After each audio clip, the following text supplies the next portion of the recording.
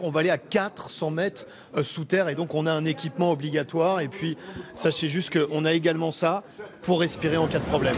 Il faut savoir que cette structure, elle existe depuis 46 ans maintenant et c'est un enjeu économique essentiel. Ça veut dire que si cette mine ferme, eh bien c'est tout le secteur économique qui coule. Pourquoi ? Parce que le charbon que l'on va voir extrait ici, il sert notamment pour l'électricité. On est en plein hiver, il fait moins 10 degrés à l'instant où l'on se parle. Pour voir précisément où est extrait le charbon, bien regardez, il faut s'accroupir et marcher pendant 5 minutes environ jusqu'à la machine qui extrait le charbon.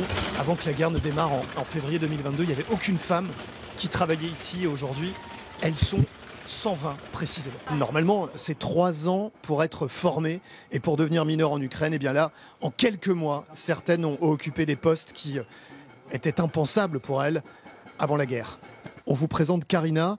Elle travaille sur des machines qu'elle pilote. Avant, elle travaillait dans un magasin de meubles. Elle a 3 enfants et aujourd'hui, son sentiment, c'est qu'en étant ici, à 400 mètres sous terre, elle participe, dit-elle, à l'effort de guerre. Ce qu'il faut comprendre, c'est que ce territoire est bombardé presque tous les jours. Cette semaine, d'ailleurs, le village qui se trouve à proximité de la mine a lui-même été visé par les Russes. Et par ailleurs, eh bien, les employés qui tournent toutes les 6 heures, parce que la mine travaille 24 heures sur 24, eh bien, ces employés, quand ils reviennent à la surface, c'est la guerre qui s'invite.